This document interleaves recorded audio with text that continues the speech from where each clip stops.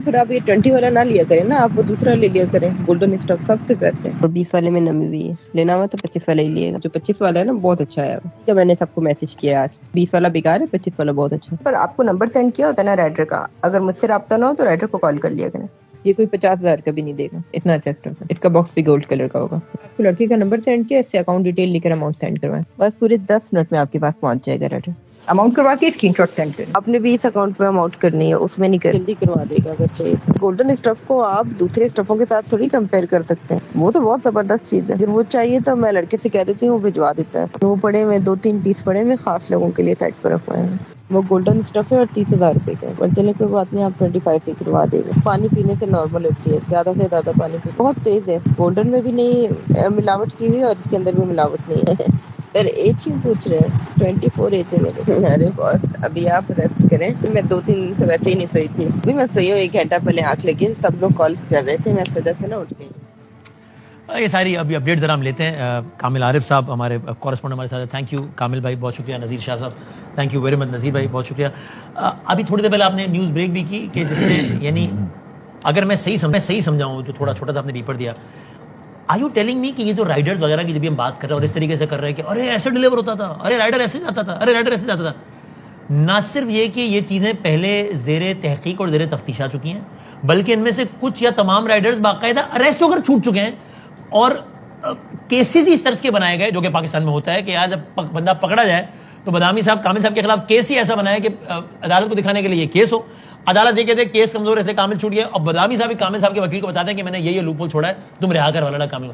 Are you telling me कि इनमें से कुछ राइडर्स बाकायदा गिरफ्तार होकर रिहा हुए हैं? ऐसे ही हुए क्या? देखिए वसीम साहब, बिल्कुल ऐसे ही हुआ। और कमाल है। इसमें एक बात तो ये थी कि कुछ राइडर्स जो पकड़े जाते थे वो रिश्वत दे के छूट दिए जाते थे।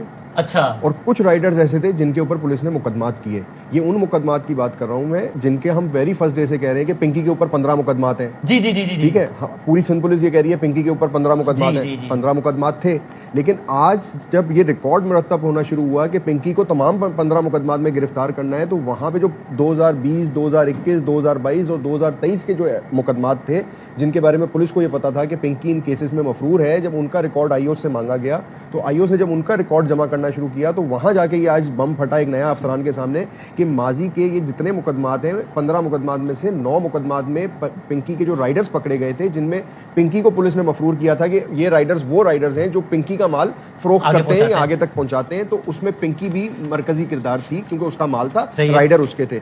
उन मुकदमात में उनके राइडर भी बरी हो गए और पिंकी भी बरी हो चुकी है 9 मुकदमात में। इसका मतलब प्रैक्टिकली 15 में से -9 तो फौरन कर दो पहले दिन ही। ऐसे इसका मतलब होगा पहले दिन माइनस करते हैं। 6 मुकदमात बचे, जिसमें से गार्डन के जो नए मुकदमात हैं और बगदादी वाला जो एक नया मुकदमा है वो उसको आप अलग करते हैं, जो हालिया दिनों में मुकदमा दर्ज हुआ जो जिसमें पिंकी गिरफ्तार हुई।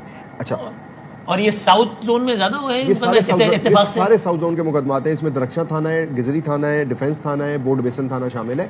और इसमें एक खबर आपको और दे दूं जो आज हमने ब्रेक की, इनका जो भाई गिरफ्तार हुआ था मंशियात के केस में वो भी बरी हो चुका है। 2024 में उसके ऊपर मुकदमा हुआ, 2025 में आई थिंक रिकॉर्ड के मुताबिक वो बरी हो चुका है। और पिंकी किससे पहले गिरफ्तारी अमल में नहीं आई? अच्छा, पिंकी गिरफ्तारी क्यों अमल में नहीं आई? पिंकी का एक तो आना जाना था कराची में, और Pinky is very smart. Pinky ने क्या किया कि पिंकी लाहौर में अपनी फैक्ट्री कायम की, कराची में माल बेचती थी। अच्छा, इसका मतलब ये है कि राइडर्स यहाँ पकड़े भी जाएं तो फिजिकल जब भी अदालत में बात हो या कानूनी पेचीदगी पैदा करने के लिए, मैं तो थी नहीं, मेरा नाम इस्तेमाल किया, मैं तो शहर में भी नहीं थी। आप मेरा रिकॉर्ड चेक कर लें, मैं तो लाहौर में थी। अच्छा, लाहौर में उसने फैक्ट्री कायम कर ली, कस्टमर्स की तरह बनाए कराची में या इस्लामाबाद में या कहीं और। उसने पाकिस्तान में नेटवर्क बनाया, लाहौर में जो है उसने आगे एक मेन आदमी को रखा जिसको वो माल दे देती थी, खुद नहीं काम करती। राइट। सो कवर।